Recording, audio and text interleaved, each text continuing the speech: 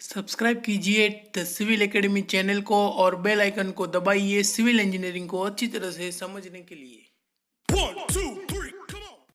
तो दोस्तों हमारा नया टॉपिक है stress strain curve for mild steel. तो दोस्तों मैं आपको बता देता हूँ कि stress strain curve for mild steel को अच्छी तरह से पढ़ने से पहले हमको दो टर्म का नॉलेज होना बहुत ही जरूरी है। उसमें से सबसे पहला है true stress and true strain, then second है engineering stress and engineering strain. तो सबसे पहला है true stress and strain, second है engineering stress and engineering strain. ठीक है, तो एक दो टर्म को अच्छी तरह से समझने के लिए मैं आपको एक एग्जांपल से समझाता हूं। ठीक है, सपोज कि हमारे पास कोई एक बार है, मुझे ना ये बार सीधा नहीं होता, कोई बार है जिसका लेंथ L नॉट है, area of cross section A not है, मॉड्यूलस ऑफ इलास्टिसिटी E है। ठीक है, अब हम जो बार है उसके ऊपर हम पुल फोर्स अप्लाई करते हैं। यहां से पुल फोर्स P अप्लाई किया, यहां से भी पुल फोर्स P अप्लाई किया। ठीक है, तो बार की क्या टेंडेंसी होगी, बार इंक्रीज होना चाहेगा। अच्छा, बार इंक्रीज होगा तो क्या होगा, बार की जो लेंथ थी L नॉट वो बढ़ के क्या हो जाएगी, L हो जाएगी, और उसका क्रॉस सेक्शन A नॉट जो था वो कम होके A हो जाएगा। ठीक है, तो ये जो बार था वो ऐसे इंक्रीज हो जाएगा, उसका लेंथ L हो जाएगा, एरिया A हो जाएगा, मॉड्यूलस ऑफ इलास्टिसिटी तो सेम ही रहेगा क्योंकि मटेरियल तो हमारा सेम ही था। ठीक है, अच्छा, तो अगर कोई अब हमें पूछे कि पुल फोर्स लगाने के बाद अभी का स्ट्रेस क्या होगा, तो मैं बोलूंगा कि stress is equal to force यानी कि P divided by area. Area मतलब कौन सा एरिया लेंगे, अभी का एरिया मतलब कि A। अच्छा, अगर मैं ऐसा बोलूं कि मैं ओरिजिनल वाला एरिया लू, stress is equal to original वाला एरिया मतलब P बाय A नॉट, तो A वाला जो टर्म है तो मैं A नॉट लिखूंगा मतलब कि ओरिजिनल वाला, तो वो उचित नहीं होगा क्योंकि हमने फोर्स लगाया उसके बाद तो बार इलोंगेट हो गया और उसका जो एरिया था वो एरिया तो डिक्रीज होके ए हो गया था, लेकिन हमने तो ओरिजिनल वाला लिया तो फिर ए उचित नहीं हुआ। यानी कि हम इस टर्म को बोलेंगे, ए वाला जो टर्म है उसको हम बोलेंगे कि ट्रू स्ट्रेस, और इसको बोलेंगे हम इंजीनियरिंग स्ट्रेस। अच्छा, इसी तरह से ट्रू स्ट्रेन का डेफिनेशन और इंजीनियरिंग स्ट्रेन का डेफिनेशन इसी तरह से है। तो मैं ट्रू स्ट्रेन लिखूं मतलब एप्सिलॉन T, तो क्या होगा, सपोज हमारा चेंज इन लेंथ, हमने P फोर्स लगाने के बाद हमारा जो L नॉट से बढ़कर L हुआ मतलब कि हमारा जो लेंथ कितना इंक्रीज हुआ, सपोज कि डेल्टा L जितना इंक्रीज हुआ, so change in length delta L, then हमारा लेंथ कितना है अभी का लेंथ L, तो ये हमारा क्या हो गया ट्रू स्ट्रेन। देन उसके बाद इंजीनियरिंग स्ट्रेन कोई पूछे तो इंजीनियरिंग स्ट्रेन क्या, इंजीनियरिंग स्ट्रेन लेंथ में चेंज कितना हुआ डेल्टा L जितना, सो डेल्टा L, लेकिन ओरिजिनल लेंथ कितना है L not, so engineering strain हो गया L नॉट। अच्छा, अब बात समझ में आ गई कि क्या होता है ट्रू स्ट्रेस, क्या होता है ट्रू स्ट्रेन, क्या होता है इंजीनियरिंग स्ट्रेस, क्या होता है इंजीनियरिंग स्ट्रेन। ठीक है, देन उसके बाद ये जो चार हमने जो इक्वेशन लिखे हैं वो सबसे पहले राइट डाउन कर लीजिए। देन उसके बाद इसके अंदर एक और रिलेशन है, क्या होता है L नॉट और A नॉट के बीच का रिलेशन, तो L nought is equal to 5.65 under root A nought. इसके ऊपर से एग्जाम में कभी कभी सीधा क्वेश्चन पूछ लेता है, आपको L नॉट दिया हुआ होगा और A नॉट पूछ लेंगे, या फिर A नॉट दिया होगा फिर L नॉट पूछ लेंगे। ठीक है, तो अब हमारा टॉपिक है stress strain curve for mild steel. तो stress strain curve for mild steel को समझने से पहले हमने true stress, true strain, engineering strain को बहुत अच्छी तरह से समझ लिया है। इसीलिए हमारे दिमाग में एक क्वेश्चन आएगा कि सर हम माइल्ड स्टील का जो कर्व बनाएंगे, स्ट्रेस वर्सेस स्ट्रेन का माइल्ड स्टील का जो हम कर्व बनाएंगे वो हम engineering stress versus engineering stress या फिर true stress versus true strain, ये दोनों में से किसके बीच में हम कर्व प्लॉट करेंगे। तो मेरा आंसर होगा कि हम engineering stress versus engineering strain के बीच में प्लॉट करेंगे, क्योंकि हमारे सिलेबस में पूरे सोम के अंदर हम engineering strain and engineering stress की ही स्टडी करेंगे, ट्रू स्ट्रेस की स्टडी नहीं करेंगे।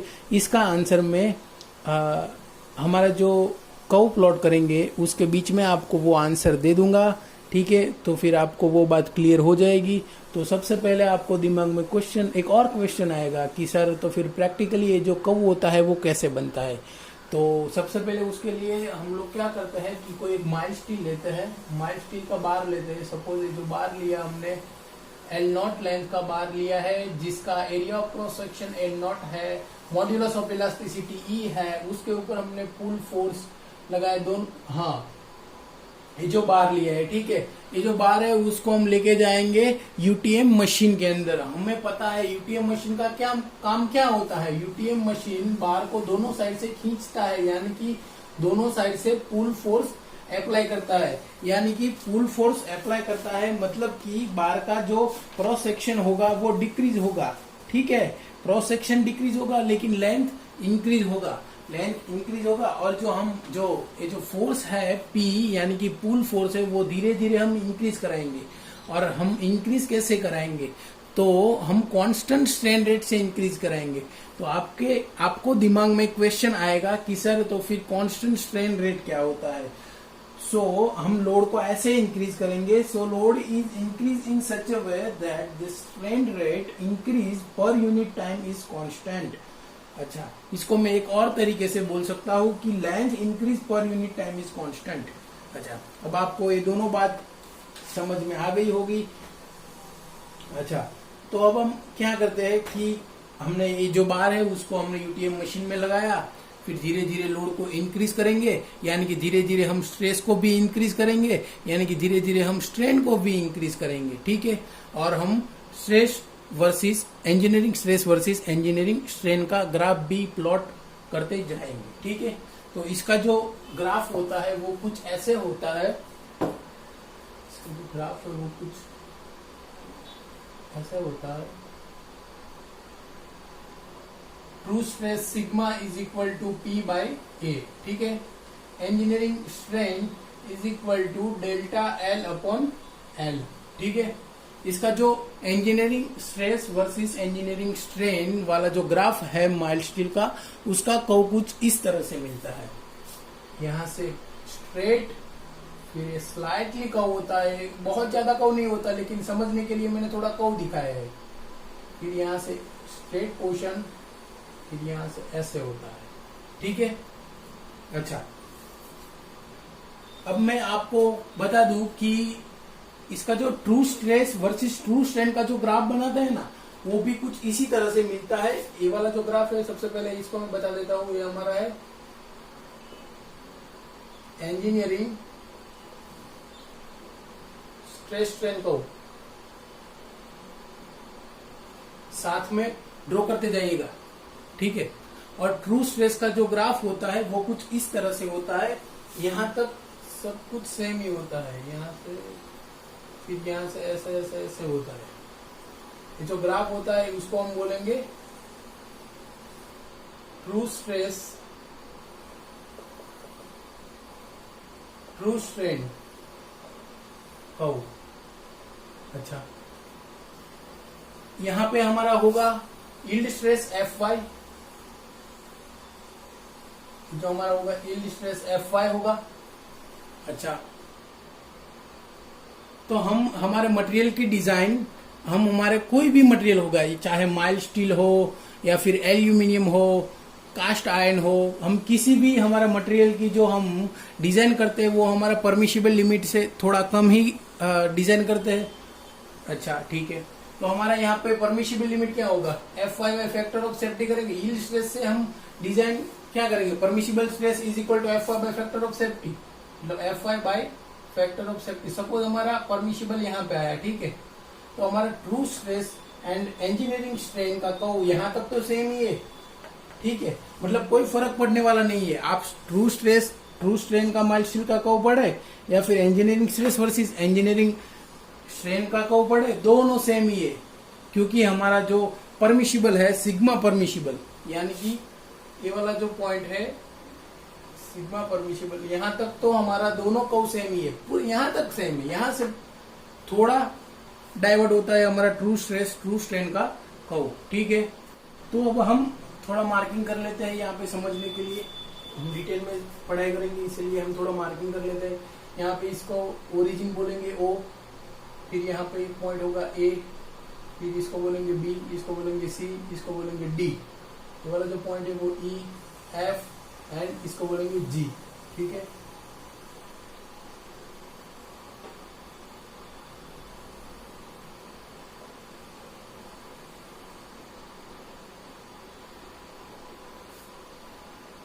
यहाँ पे जो स्ट्रेन होगा वो 0.12% होगा, यहाँ पे जो स्ट्रेन होगा वो 1.2% से लेके यहाँ पे जो होगा वो 1.8% होगा, सॉरी यहाँ पे जो होगा स्ट्रेन वो 1.2 से लेके 1.8 के बीच में होगा, यहाँ पे जो होगा वो 10 to 15 के बीच में होगा स्ट्रेन, यहाँ पे जो होगा वो 20 to 30% के बीच में होगा, ठीक है।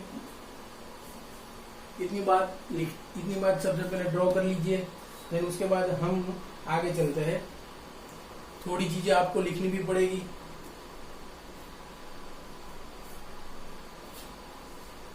यहाँ पे हम OA रीजन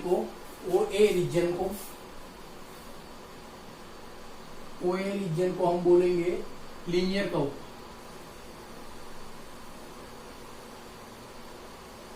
क्योंकि O से A के बीच में stress is proportional to strain होगा, ठीक है, क्योंकि ये वाला जो पोर्शन है वो स्ट्रेट है, इसीलिए हम इसको बोलेंगे लीनियर कर्व। देन A को बोलेंगे हम प्रोपोर्शनल लिमिट,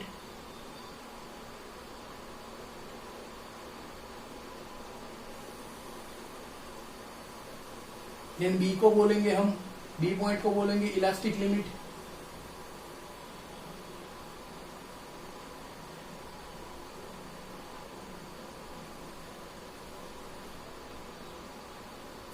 देन C को बोलेंगे हम अपर यील्ड पॉइंट,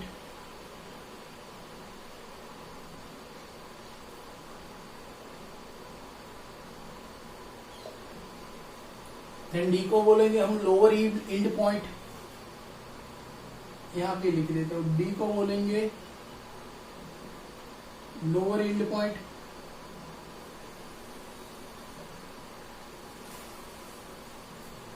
देन D को बोलेंगे हम प्लास्टिक रीजन, D को बोलेंगे हम प्लास्टिक रीजन, देन E को बोलेंगे हम बिगिनिंग ऑफ स्ट्रेन हार्डनिंग,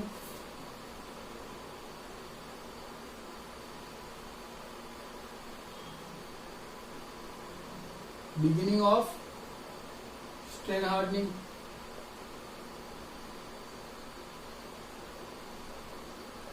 सारे रीजन को हम डिटेल में स्टडी करेंगे।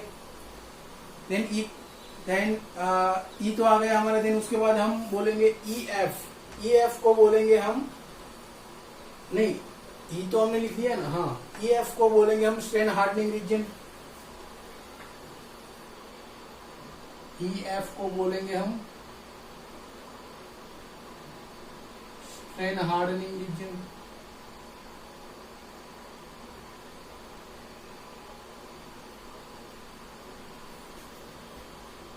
देन F को बोलेंगे हम ultimate stress point,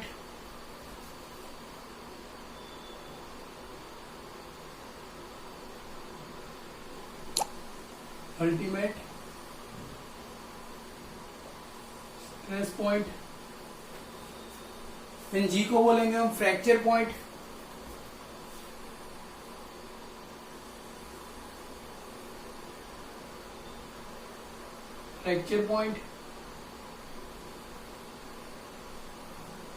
then FG region को बोलेंगे हम नेकिंग रीजन।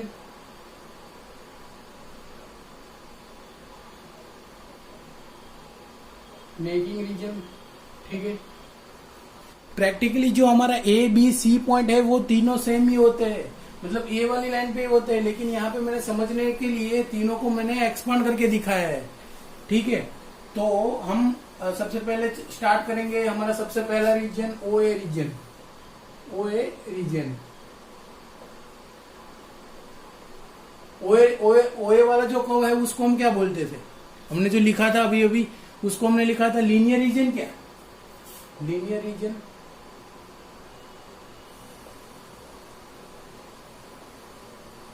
मतलब स्ट्रेस प्रोपोर्शनल टू स्ट्रेन हो गया क्या। लीनियर मतलब स्ट्रेस प्रोपोर्शनल टू स्ट्रेन, यानी कि stress is equal to modulus of elasticity into strain, ठीक है। देखो अब टू पॉइंट ए हमारा स्ट्रेस प्रोपोर्शनल टू स्ट्रेन है, ठीक है, और हमारा सी पॉइंट के पास जो हमारा स्ट्रेन है वो 0.12% है, यानी कि हमारा जो स्ट्रेन हुआ वो कितना हुआ 0.0012 जितना स्ट्रेन हो गया। सपोज कि मैंने बार का लेंथ लिया था 10 मीटर, बार लेंथ मैंने लिया था 10 मीटर, ठीक है, यानी कि क्या हुआ कि 10,000 mm हो गया, 10 मीटर मतलब 10,000 mm, ठीक है। सो हमने 10 मीटर का बार लिया, उसको मैंने UTM मशीन में डाला और हमने O से लेकर A तक, मतलब हम धीरे धीरे इंक्रीज करते गए और मैंने देखा कि O से लेकर A तक हमारा जो स्ट्रेन कितना था, तो मैंने देखा तो वो था 0.0012%।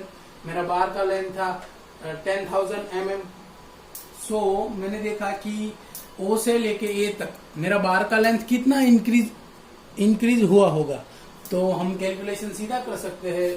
स्ट्रेन हमारा है कितना है, स्ट्रेन 0.12%, यानी कि 0.0012 स्ट्रेन है, तो हमारा चेंज इन लेंथ क्या हुआ, change in length is equal to 0.0012 into 10,000, यानी कि कितना हुआ 12 mm जितना डिफॉर्मेशन हुआ। 10 मीटर के बार का खाली 12 mm जितना डिफॉर्मेशन, यानी कि बहुत ही कम डिफॉर्मेशन हुआ, मतलब कि OA रीजन में स्ट्रेन इज इनफाइनाइट डेसिमल, ऐसा मैं कह सकता हूं, ठीक है।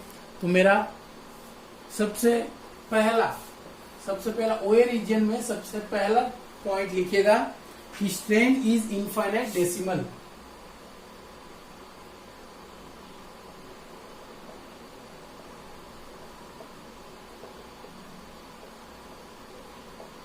ठीक है, अच्छा, तो हमने OA रीजन में सबसे पहला पॉइंट देख लिया कि हमारा जो स्ट्रेन होता है वो इनफाइनाइट डेसिमल होता है।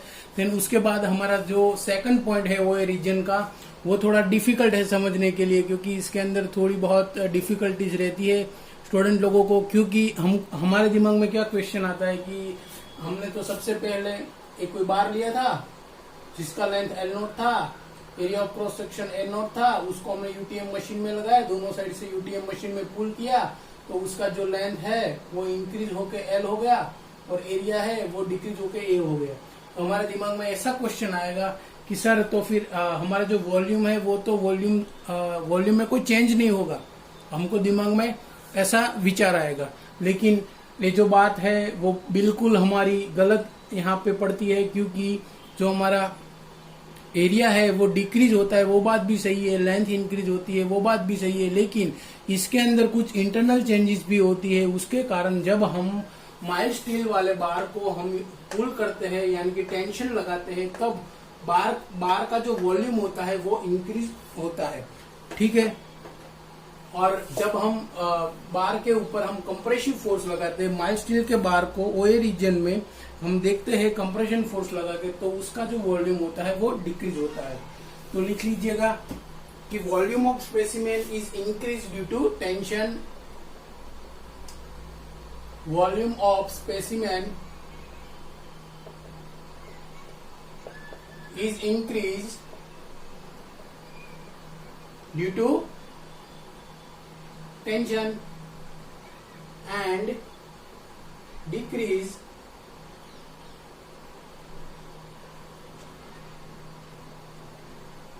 due to compression. तो ओए रीजन में याद रखने वाली ये दो ही बात थी, तो लिख लीजिएगा। देन उसके बाद हम जाएंगे ओए रीजन के बाद हम जाएंगे रीजन ए डी के अंदर। ठीक है, यहाँ पे हम रीजन ए डी के अंदर कौन कौन से पॉइंट है, तो कि A B C and D. तो दोस्तों अभी अभी मैंने बताया था कि हमारा जो ए बी सी डी वाला पार्ट होता है वो बिल्कुल फ्लैट होता है, यानी कि स्ट्रेट होता है। लेकिन यहाँ पे समझने के लिए मैंने उसको थोड़ा जूम करके यहाँ पे दिखाया है। अच्छा ठीक है, तो फिर हम स्टार्ट करते हैं रीजन ए डी।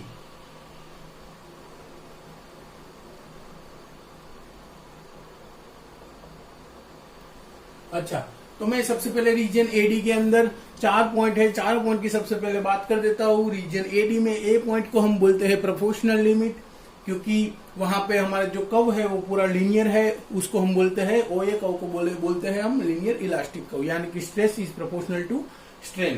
देन उसके बाद बी पॉइंट है, देन उसके बाद सी पॉइंट है, उसके बाद डी पॉइंट है। बी पॉइंट को हम बोलते हैं इलास्टिक लिमिट, यानी कि अगर हम हमारा माइल्ड स्टील का अगर हमारा माइल्ड स्टील का बार है, हम बार के ऊपर लोड बढ़ाते जा रहे, फिर हम बी पॉइंट तक आके बी पॉइंट पे हम छोड़ देंगे तो वो पूरा अपना ओरिजिनल साइज एंड शेप में आ जाएगा। इसलिए बी पॉइंट को हम बोलते हैं elastic limit. Then C point को हम बोलते हैं upper yield point and D point को हम बोलते हैं लोअर यील्ड पॉइंट। अच्छा, तो अब मैं एक बात रीजन ओए एंड रीजन एडी के अंदर क्या फर्क है वो समझने के लिए मैं इसको थोड़ा इलोंगेट करके यहाँ पे दिखाता हूँ। अच्छा, तो रीजन ओए वाला पार्ट वो सबसे पहले ऐसा स्ट्रेट था, देन उसके बाद रीजन एडी वाला ऐसा कर्व वाला पार्ट था। अच्छा, तो अगर हमारा ए पॉइंट इधर था देन बी पॉइंट मेरा इधर था। अच्छा, हमने वाई एक्सिस पे इधर वाई एक्सिस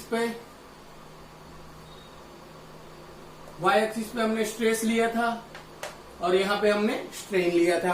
अच्छा, अगर मैं ऐसा बोलूं कि रीजन ओए के अंदर, मतलब ए वाला पार्ट जो है रीजन ओए के अंदर मैं अगर डेल्टा सिग्मा जितना स्ट्रेस इंक्रीज करता हूं। अच्छा, रीजन ओए के अंदर मैंने डेल्टा सिग्मा जितना स्ट्रेस इंक्रीज किया, मतलब कि इतना डेल्टा सिग्मा, तो उसके लिए मुझे स्ट्रेन की जरूरत कितनी पड़ी, इतनी समझ लो कि एप्सिलॉन जितना है। अच्छा, अगर मैं बात करता हूं कि मुझे रीजन ए बी के अंदर मुझे डेल्टा सिग्मा जितना स्ट्रेस को इंक्रीज करना है। अच्छा, तो मैंने ए बी के अंदर मैंने डेल्टा सिग्मा जितना स्ट्रेस, यानी कि इतना स्ट्रेस डेल्टा सिग्मा जितना मैंने इंक्रीज किया, तो मेरे को स्ट्रेन की जरूरत कितनी पड़ी, इतनी। तो यहाँ पे हमको साफ साफ दिखाई देता है कि हमारा जो ए डी वाला रीजन है, ए बी सी और इधर आता था हमारा डी, ठीक है, और ऐसे हमारा कर्व जाता था। तो मैं ऐसा बोल सकता हूं क्या कि रीजन ए डी के अंदर हमारा जो स्ट्रेन जो इंक्रीज होता है वो बहुत जल्दी से इंक्रीज होता है, क्योंकि यहाँ पे स्ट्रेन हमारा छोटा है ओए रीजन के अंदर और यहाँ पे स्ट्रेन बड़ा है ए डी के अंदर, यानी कि कुछ ऐसा रिलेशन हुआ। अच्छा, तो मैं क्या ऐसा कह सकता हूं कि beyond point a strain start increase at greater rate क्या। अच्छा, अब आपको समझ में बात आ गई होगी कि मुझे डेल्टा सिग्मा जितना स्ट्रेस ओए रीजन में एंड डेल्टा सिग्मा जितना स्ट्रेस एडी रीजन में इंक्रीज करने के लिए स्ट्रेन की जरूरत एडी के अंदर ज्यादा थी। अच्छा, तो फिर रीजन एडी का सबसे पहला पॉइंट लिखिएगा। रीजन एडी का सबसे पहला point, beyond point a strain start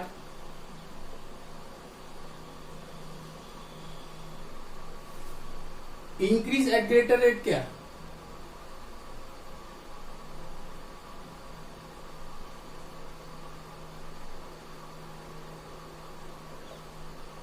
अच्छा, बी पॉइंट को हम इलास्टिक लिमिट बोलते हैं क्या, तो मैंने अभी भी बताया कि बी पॉइंट पे आके हम अगर लोड को रिमूव कर दे तो क्या वो अपना ओरिजिनल शेप एंड साइज ले लेगा क्या। अच्छा, तो वो पॉइंट को भी हम लिख लेते हैं। point B is the elastic limit.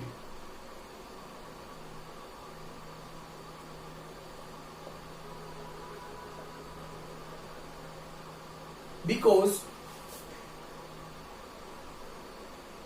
removal of load before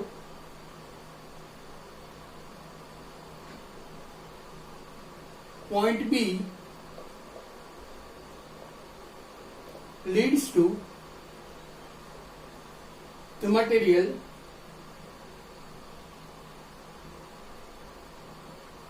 recovering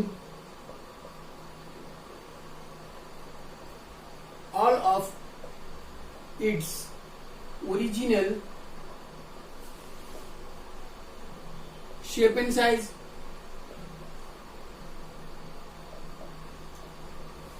अच्छा, ये 2 पॉइंट सबसे पहले लिख लीजिएगा, फिर हम आगे बढ़ते हैं।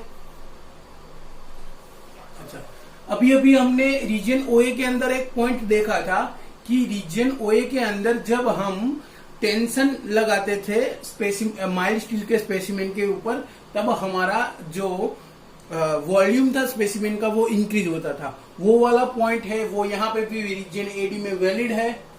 अच्छा ठीक है, तो फिर लिखिएगा volume of specimen is increase due to tension. Volume of specimen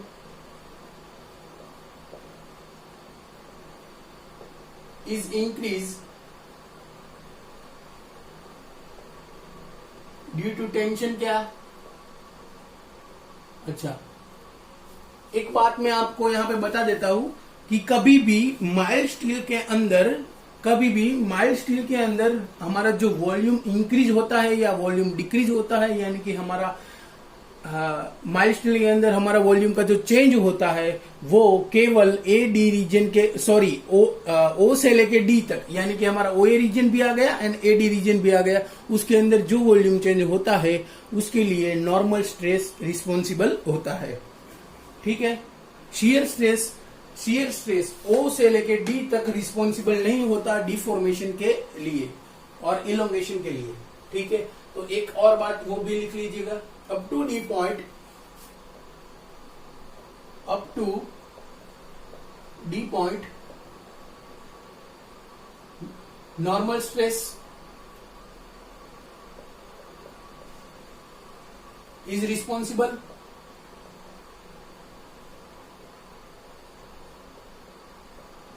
for elongation or deformation। अच्छा, एक और बात मैं यहाँ पे आपको समझा देता हूँ कि शियर स्ट्रेस की वजह से जो डिफॉर्मेशन होता है और इलोंगेशन होता है वो उसको हम क्या बोलेंगे, उसको हम बोलेंगे डिस्टॉर्शन। लेकिन वो हमारे काम की बात नहीं है, खाली नॉलेज के लिए मैं बता रहा हूँ। तो ये बात हुई हमारे रीजन एडी के लिए। दोस्तों, तो हमने अभी अभी रीजन ओए की बात की, फिर रीजन एडी की बात की। मुझे पता है कि आपको समझ में आया होगा। अब हम बात करेंगे रीजन डीई की। तो let start region D E. Region D E, तो दोस्तों आप यहां पे देख सकते हैं रीजन डीई को आप यहां पे देख सकते हैं कि रीजन डीई के अंदर हमारा जो रीजन डी, सबसे पहली बात कि रीजन डीई वाली लाइन क्या है, हॉरिजॉन्टल स्ट्रेट पोर्शन है क्या? अच्छा, रीजन डी वाला हॉरिजॉन्टल स्ट्रेट है, यानी कि हमारा रीजन, पूरे रीजन डी के अंदर स्ट्रेस कांस्टेंट है, यानी कि मैं डी के अंदर 0.12 से लेकर स्ट्रेन को इंक्रीज करते करते 1.2 से लेकर 1.8 तक, मतलब कि मैं रीजन डी के अंदर स्ट्रेन को बढ़ाते जा रहा हूं, लेकिन मेरा स्ट्रेस इंक्रीज नहीं हो रहा। मतलब इसका मतलब क्या हुआ, हमारा जो स्ट्रेस का डेफिनेशन था वो क्या था, resisting force divided by area. लेकिन यहाँ पे तो हमारा स्ट्रेस कांस्टेंट है। इसका मतलब क्या हुआ, स्ट्रेस कांस्टेंट है मतलब कोई रेजिस्टिंग फोर्स नहीं है। So there is no resisting force being occurred if you are increasing strain but there is no change in stress.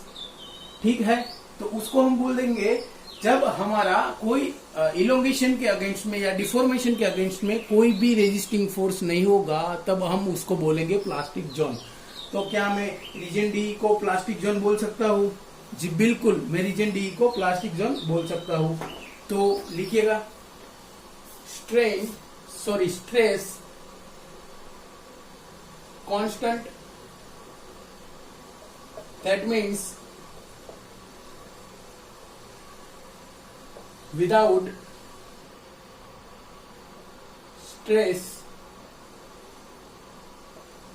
strain is increased is called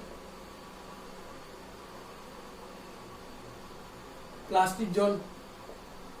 तो ये हो गया हमारा रीजन डी का। हमारा अगला रीजन है region E F. Region E F को हम क्या बोलते थे? स्ट्रेन हार्डनिंग रीजन क्या? अच्छा, तो यहाँ पे ब्रैकेट में लिख दीजिएगा स्ट्रेन हार्डनिंग रीजन। तो दोस्तों स्ट्रेन हार्डनिंग रीजन की बात करते हैं अब। तो सबसे पहले हमने क्या देखा था? Region D. So region D के अंदर क्या था? रीजन डी के अंदर जैसे जैसे हम स्ट्रेन को इंक्रीज करते थे, लेकिन उस वक्त हमारा स्ट्रेस क्या था? कांस्टेंट। तो हमने उस वक्त क्या बोला था कि जो हमारा डिफॉर्मेशन होगा वो डिफॉर्मेशन के अगेंस्ट में कोई रेजिस्टेंस नहीं लगेगा। लेकिन अब रीजन ईएफ के अंदर क्या होता है? जैसे जैसे हम स्ट्रेन को इंक्रीज करते हैं वैसे वैसे हमारा जो स्ट्रेस है वो भी ऐसे ऐसे इंक्रीज होता है। यानी कि क्या मैं ऐसा कह सकता हूँ कि जो हमारा डिफॉर्मेशन होगा उसके अगेंस्ट में कुछ रेजिस्टेंस लगेगा? जी हाँ, बिल्कुल मैं ऐसा कह सकता हूँ। और ऐसा क्यों होता है? अच्छा, तो ऐसा मटेरियल के अंदर जो क्रिस्टलाइन स्ट्रक्चर होता है उसके अंदर चेंजेस होने के कारण होता है। अच्छा, तो और जो स्ट्रेन हार्डनिंग का इफेक्ट होता है वो बहुत ही प्रैक्टिकल होता है। इससे हम प्रैक्टिकल एक एग्जांपल के साथ समझते हैं। सपोज ये हमारा कोई माइल्ड स्टील का कोई एक प्लेट है, ये दूसरा प्लेट है, हमको ये दो प्लेट को ज्वाइन करना है। तो हम क्या करेंगे? दो प्लेट के यहाँ पे होल करेंगे, यहाँ पे होल करेंगे और ये दोनों प्लेट को हम यहाँ से हम बोल्ट की मदद से टाइट कर देंगे। ठीक है, तो हमने कई बार देखा होगा कि चाहे हम कोई भी शीट लेके हम होल करते हैं उसके अंदर, चाहे वो कास्ट आयरन का हो, फिर माइल्ड स्टील का हो, कोई भी मटेरियल का हो, तो उसके अगल बगल में क्या होगा? इसके अगल बगल में मतलब कि इतना एरिया जो होता है ना वो थोड़ा स्टीफ हो जाता है। और हमने कई बार देखा होगा कि हम उसको उसके ऊपर थोड़ा सा भी लोड लगाएंगे ना तो वो टूट जाएगा। वो क्यों टूट जाएगा? क्योंकि उसकी डक्टिलिटी कम हो जाएगी। अच्छा, सो डक्टिलिटी क्या होती है? हमारे दिमाग में एक क्वेश्चन आता है कि डक्टिलिटी क्या होती है? सो डक्टिलिटी होती है कि स्ट्रेन बिफोर फ्रैक्चर। अच्छा, ऐसा क्यों होता है वो हमने बता दिया। उसका रीजन कि डक्टिलिटी कम होने के कारण होता है। ठीक है, ये जो डक्टिलिटी कम होने के कारण वो मैं आपको बाद में समझाता हूँ। ठीक है, अच्छा, और ये जो शेडेड वाला जो रीजन होता है उसको हम बोलते हैं, जितना एरिया स्टिफ हो जाता है उसको हम बोलते हैं स्ट्रेन हार्डनिंग रीजन। ठीक है, और जो ये जो इफेक्ट होता है वो बहुत ही प्रैक्टिकल होता है। उसको हमको हमारा प्रैक्टिकल लाइफ में इसको निग्लेक्ट करना बहुत ही जरूरी है। तो हम क्या करते हैं, उसका सॉल्यूशन भी है हमारे पास, वो हम आपको बाद में बताएंगे। ठीक है, अच्छा, अब ये स्ट्रेन हार्डनिंग रीजन में इतना पोर्शन आ गया। स्ट्रेन हार्डनिंग रीजन में आ गया मतलब स्ट्रेन हार्डनिंग रीजन में कितना हमारा स्ट्रेन होता है? 1.2 से लेके 1.8 से लेके 10 to 15% जितना स्ट्रेन होता है। सपोज कि मेरा स्ट्रेन है अभी 10% जितना, यहाँ पे स्ट्रेन आ गया मेरा 10% जितना, मान लो कि 10% आ गया। ठीक है, तो अब आगे कितने स्ट्रेन के अंदर, आगे फर्दर कितने स्ट्रेन में ये वाला जो पोर्शन है वो फ्रैक्चर हो जाएगा? तो खाली इतना ही स्ट्रेन बचा हमारे लिए, यानी कि 10 से लेके 20 मतलब 10% स्ट्रेन के अंदर हम ज्यादा 10% स्ट्रेन इसके ऊपर लगाएंगे तो ये फ्रैक्चर हो जाएगा।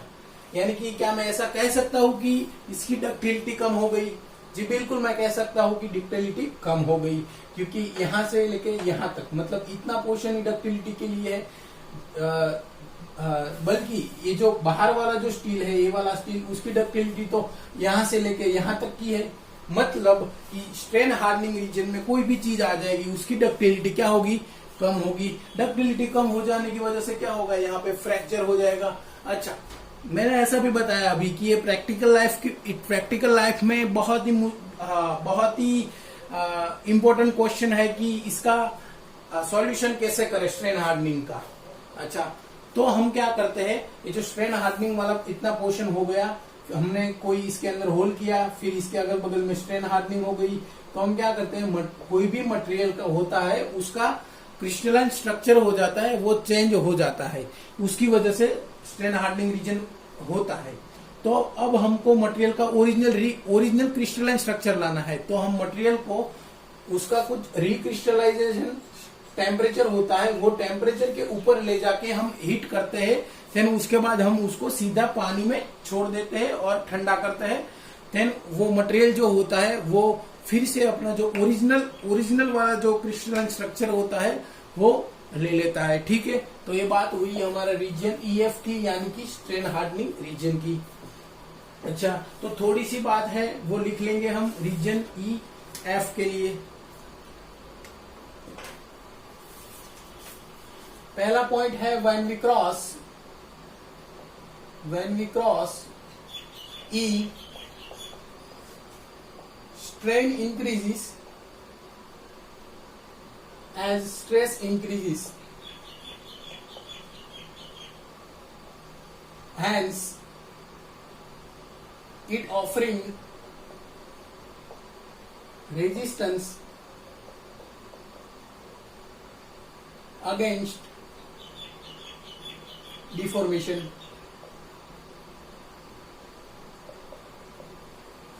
ठीक है, ये हमारा पहला पॉइंट था।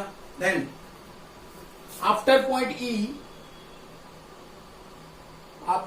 E material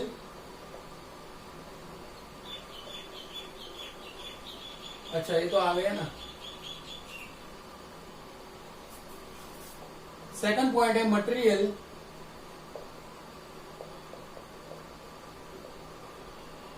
stiffens in this zone and the strain hardening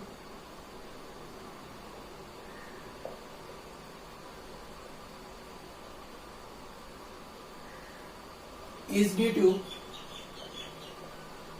change in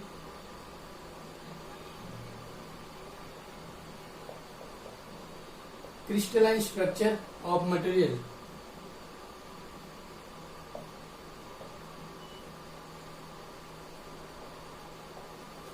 अच्छा, नोट करके एक और बात हमको लिखनी है।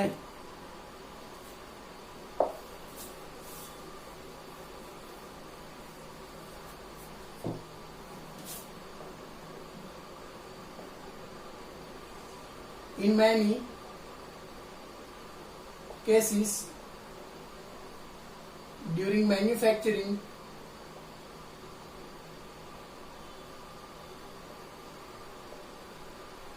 process material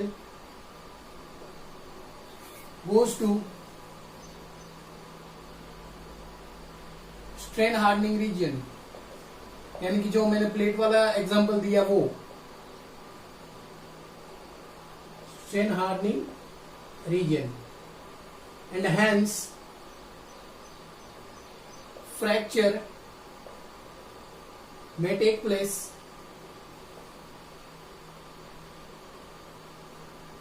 at smaller further strains, thus ductility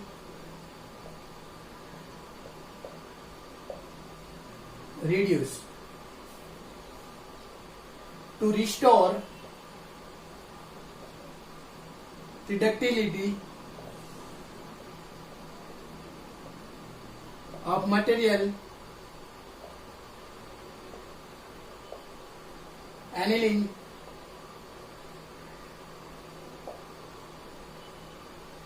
is done,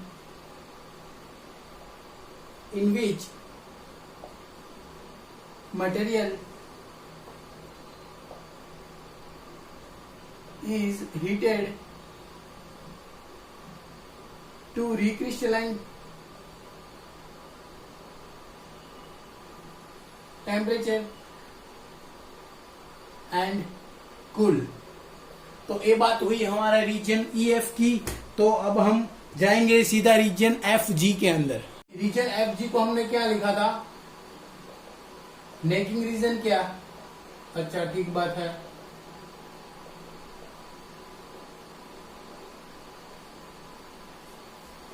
अच्छा, नेकिंग रीजन को समझने के लिए मैं एक माइल्ड स्टील का कोई बार लेता हूं।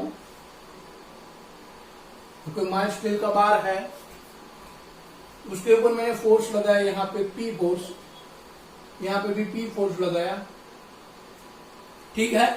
अच्छा, मैं फोर्स लगाते गया, स्ट्रेन इंक्रीज करता गया, मैंने अप टू पॉइंट एफ मैंने एफ पॉइंट पे जाके देखा कि मेरा बार का हालत क्या है, तो मुझे कुछ ऐसा बार का हालत मिला। बार का लेंथ इंक्रीज हुआ, क्रॉस सेक्शन रिड्यूस हुआ अप टू पॉइंट एफ। फिर मैंने एफ पॉइंट के आगे चला गया, बार के ऊपर और ज्यादा स्ट्रेन लगाया, तो क्या हुआ कि किसी एक जगह पे ऐसी लोकल इंस्टेबिलिटी आ जाती है, किसी एक जगह पे ऐसी लोकल इंस्टेबिलिटी आ जाती है, ऐसा बन जाता है, मतलब नेक जैसा बन जाता है, इसको हम बोलते हैं नेकिंग रीजन।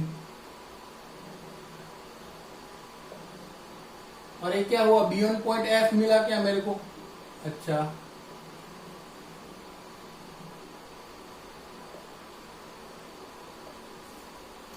और मैंने क्या किया, पॉइंट एफ से भी आगे चला गया और मैं स्ट्रेन इंक्रीज करता चला गया और स्ट्रेन को इंक्रीज किया, तो अल्टीमेटली क्या होगा, ऐसा कुछ फेलियर होगा।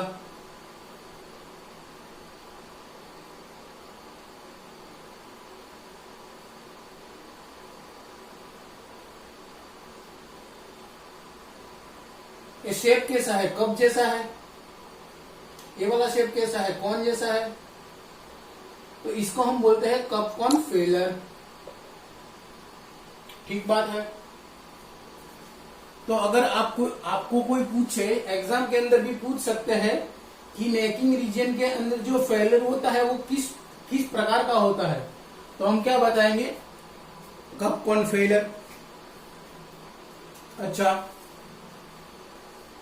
अब बारी आती है, अच्छा हाँ, एक बात आपको बोलनी रह गई कि मेरा फेलियर कुछ ऐसा हुआ था ना, ऐसा बार था,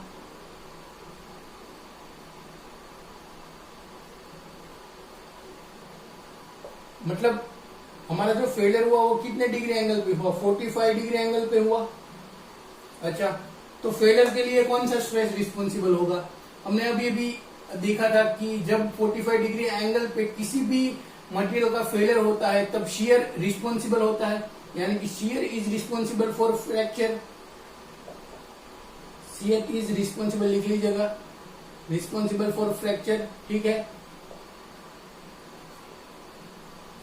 अच्छा, मतलब क्या मैं ऐसा बोल सकता हूं कि किसी भी डक्टाइल मटेरियल के अंदर, हमारा माइल्ड स्टील भी डक्टाइल है, हाँ, तो किसी भी डक्टाइल मटेरियल के अंदर जो हमारा डिफॉर्मेशन होगा या फिर फ्रैक्चर होगा वो प्राइमरली किसके वजह से होगा, तो कि वो शियर की वजह से होगा। अच्छा, ठीक बात है। अगर मैं जी पॉइंट पे स्ट्रेन लिखूं तो जी पॉइंट पे स्ट्रेन कितना होगा, 20 to 30%, ठीक बात है।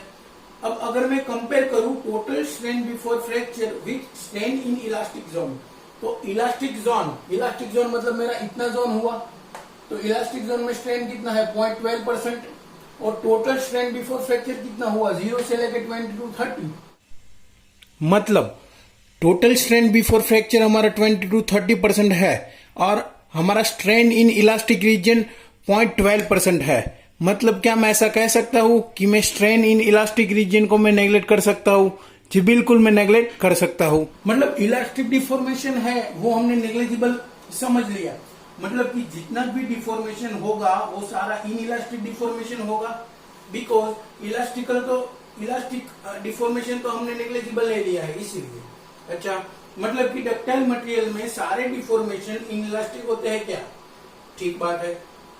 अच्छा, आगे हम कहेंगे कौन सा मटेरियल अधिक डक्टाइल है, तो अधिक डक्टाइल का मतलब हुआ जिसमें in elastic deformation before fracture ज्यादा हो, वो भी अभी मैंने बताया था। अच्छा, अब जैसे रबर है, रबर को हमने पुल किया, ठीक है, फिर हमने छोड़ दिया, तो क्या हुआ, बहुत ज्यादा इलोंगेट होगा क्या, अच्छा ठीक बात है। फिर हम छोड़ देंगे तो क्या होगा, वो वापस से अपने ओरिजिनल कंडीशन में आ जाता है क्या? ठीक बात है।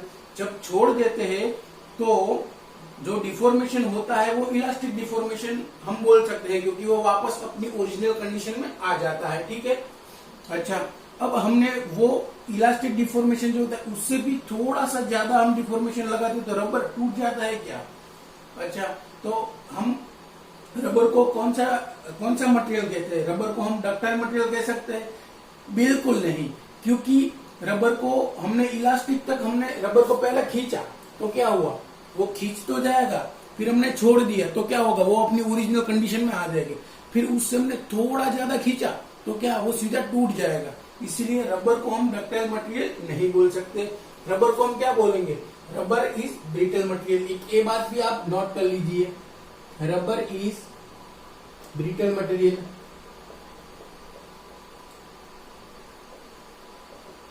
नॉर्मली जब फ्रैक्चर होता है उस टाइम पे जो कप कोन शेप बनता है वहां पे लगभग ओरिजिनल क्रॉस सेक्शन, जो हमारा क्रॉस सेक्शन ओरिजिनल वाला ऐसा था, और जब कप कोन फेलियर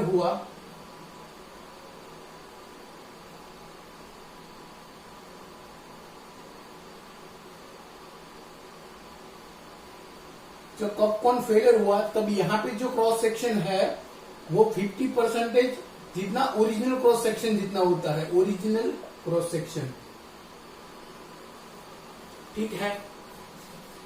तो अब एफजी रीजन की क्या खास बात है, क्योंकि हमारे पास stress is equal to, stress क्या होता है हमारे पास, स्ट्रेस इज इक्वल टू